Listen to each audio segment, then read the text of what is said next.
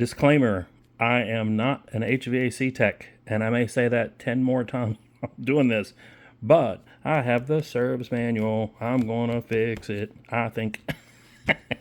So, I've been working on this for a while. This is my mini split system at my home. I've loved this unit. It is out of warranty. Yeah, just a little ways past. It's been a great unit, but I've had some problems with it. And the reason I'm going to be working on this myself, I work on vehicles, tractors, weld. I'll do plumbing, electrical, a lot of different stuff, save money that way, learn new things. It's great. This is a new area that I'd never really dove into before, so definitely some learning. But the issue really was I would have called a service unit for this because I don't have the tools to check the gas, the Freon or whatever. I can't even remember the exact proper terms, so the HVAC guys can roast me on that. But the issue was a Daikin service technician. The closest one was still a pretty good drive from my house, and I called them, and they won't take new customers. I was like, okay. So the next closest Daikin, actually certified Daikin service unit, was in Charlotte, North Carolina, which is a long ways away, which means way more expensive, trip time, all that. So I did kind of ask around if some other ones I knew around here would work on Daikins, and at the time they did not, and just kind of stuck with this. So I think I just got to the point I ended up ordering the service manual and trying to research into this, look at it myself. Now, I did call and talk to a local HVAC tech and had him come out and say, is there anything, he says, I don't know Daikin units, but he checked the gases in it, and he said everything is good. He topped it off. He said a little bit, but there really was nothing out of the ordinary. But I do know what the fault code is going to come. In fact, I'm sitting here waiting for it to go now, to flash up again, and I'll take you through the code system and all that. But let me go over a little bit of what the history has been and some of the symptoms. All right, this thing's running right now and running good. It's like going to be in the 80s again today. It cools great, but then it is going to shut off in a little bit with a fault code. Sometimes it may go for hours, sometimes 15 minutes. It's just hard to tell. But what had been going over, first noticed it was that there was some freeze-ups on the back. And then it would seem to get worse. I'd wait for it to thaw. I would thaw it, but it seemed to be getting really repetitive. So in the wintertime, when it's needing to go through its heating phase, it's really getting rid of cold out here, and it would just ice over the whole thing. It would be covered all over that side and the back side, just totally covered up. And then now it wouldn't reset during the wintertime when it's doing the ice over. It would just keep running and running, heating great and all that. But eventually, if I didn't get the ice off of it, it wouldn't go through its own defrost cycle. That's a clue to something that's going to make sense in a little bit. But in the summertime, when it's trying to do the air conditioning, it would do the reset and give me the fault code. So let me show you the unit information on this. This is a 4MXS32GVJU. This is the outdoor unit. So as soon as this resets, now when I'll say reset, one of the things that happens in the summertime when I have the fault code go up, I can go to the breaker panel, shut off the power for 5 to 10 seconds. Probably should be 15, but it seems to work at 5 or 10, and then turn the breakers back on. Everything's discharged. It'll go back, and again, it could run for hours after that until this comes back up for a fault code. On page 94. And this is about the remote control. I've got the remote control here. What we're going to do is slide the cover down a little bit more, like you're going to change the batteries in it. Let me pull that back up a little bit. I'm going to hold the cancel button down for 5 seconds, and we want to see this temperature go to 00. Okay, now what we want to do is we're hitting it again, and once it finds what the actual code is, you're going to hear a longer beep. I hope you can hear the beep on the unit up there. So these codes that are coming up are in this table, But since there's no beep after it,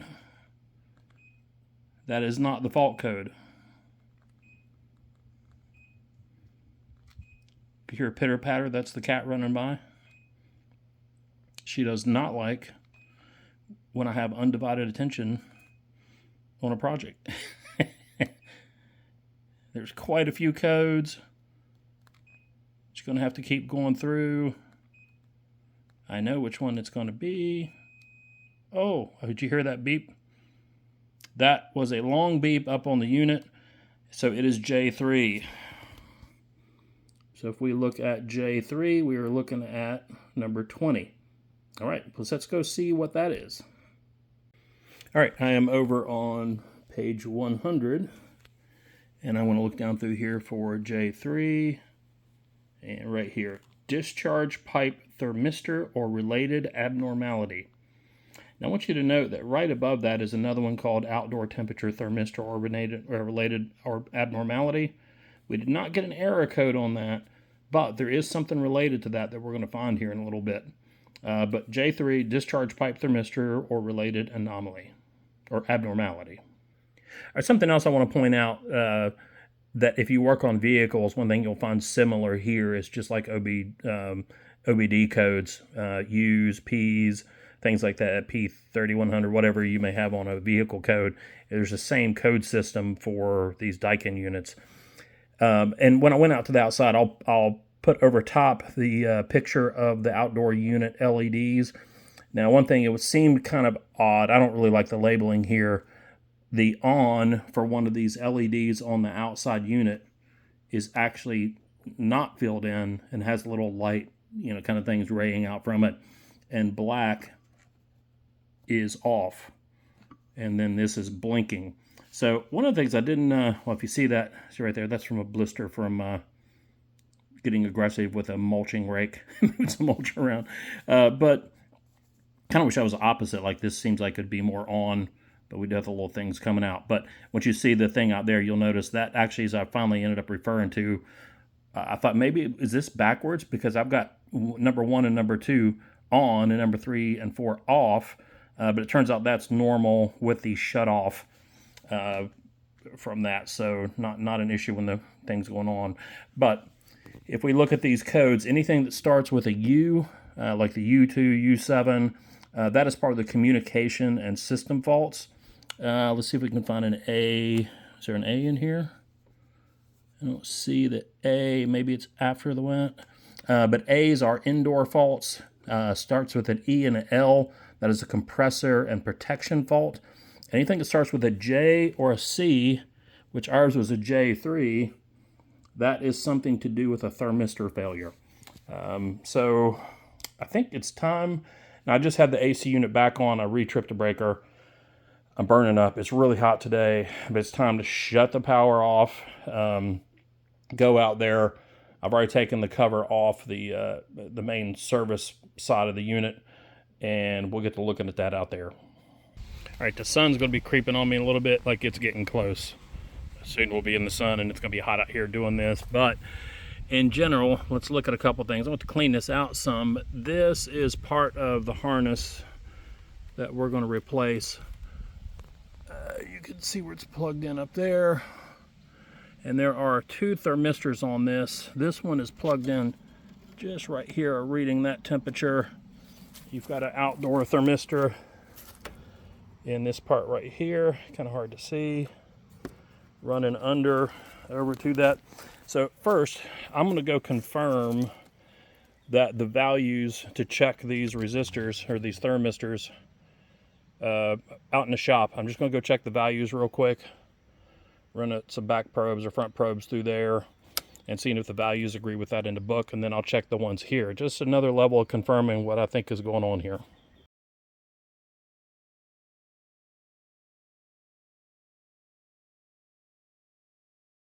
All right, so getting this thermistor out, the assembly is pretty easy. It is just right on the clamp there. We just got to go short one there. I brought my little wire cutters. Those are going to be easy to get into places. Separated that one. I'm going to loosen everything before I get up in there and disconnect it from the plug. But both of the other 2 run under here, and you're going to have to take off this panel on the corner here to get to the one there, and then the outdoor thermistor is up here. But you've got like 3 screws, well 4, 1, 2, and one at the bottom is actually stripped out, I guess, whenever it was assembled, so I had to get the ratchet on that one. But then you're going to have to loosen up the electrical intake by taking off, where'd that screw go? Screw back in there, and then one under, cover back in there in the corner. Once this pulls away, then it can slip out of that notch right there, and then this should come up. Yeah, now it's loose. So I'm gonna get it out of there, start to wiggle it out. All right, cover is off. This thermistor went down the side here to there. I'm going to bring that out. Got one wire tie to unclip there. I'll pull it back through that way, and I think I'll feed from that side and push back in.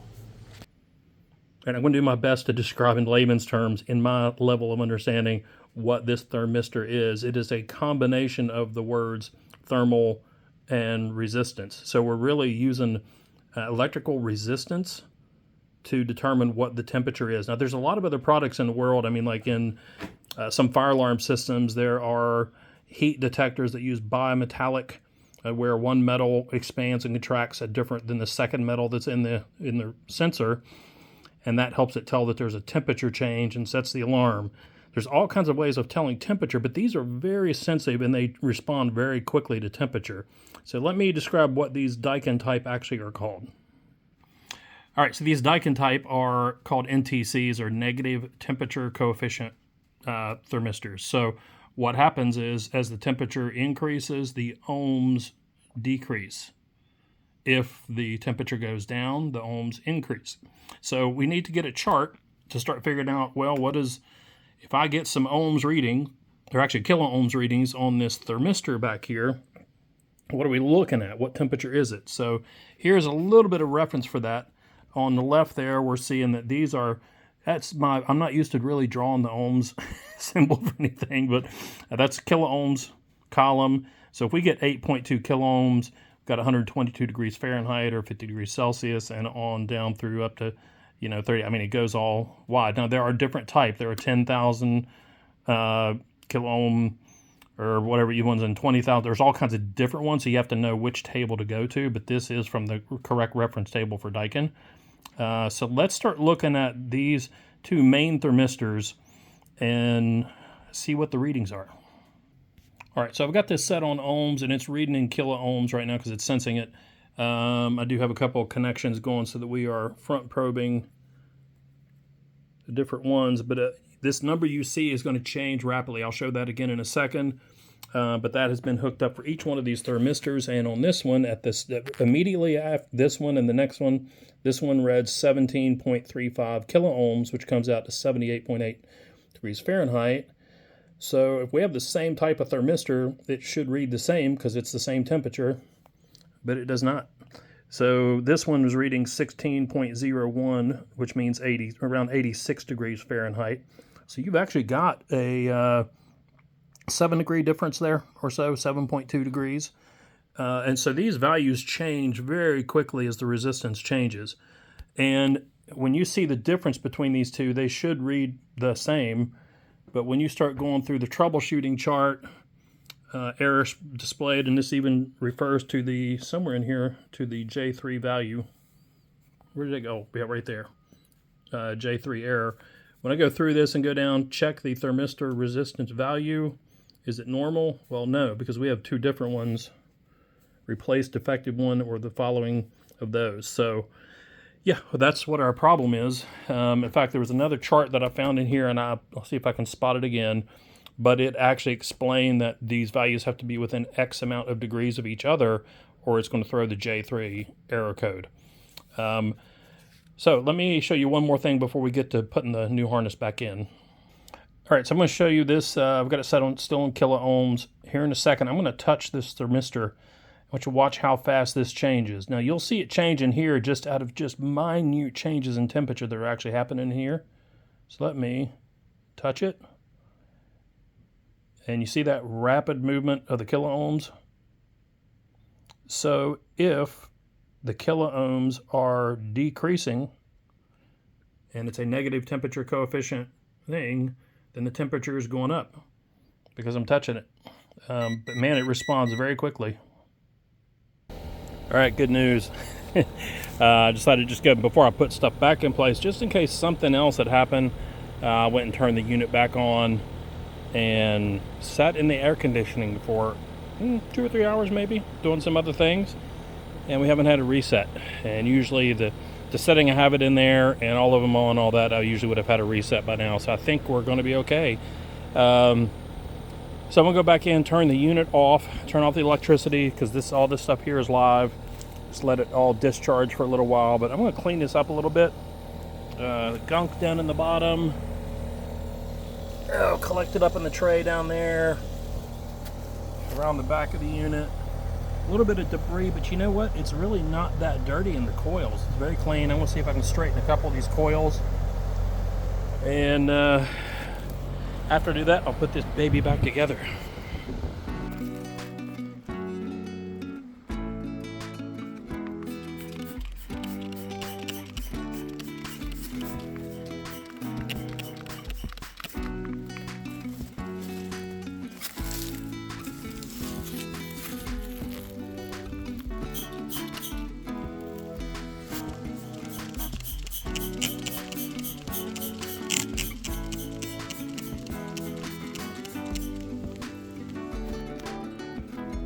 All right, it is so hot out here. I'm gonna say upper 80s.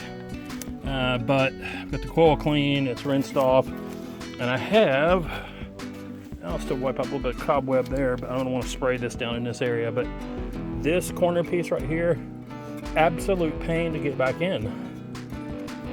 Kind of makes me think now, the bottom screw was stripped out and it felt really torqued in there, just, pushed something probably during manufacturing. And what I ended up having to do is for the screw holes to align here and down the side and at the bottom, there's 2 ears that come down that's supposed to slip into tracks, slide down, and then all these things should align, but they do not. I mean, confirmed. If you get this hole for this piece coming back to align with the hole in there, the ears that come out to go into slots are in a mid channel that would never go in and lock in place. So that's what's happened. In fact, I thought they were bent, but I think they were bent out of the way by somebody in the past to make it fit, and that's what I did again. So going on to getting this back together. I've been an outside clean. She's working.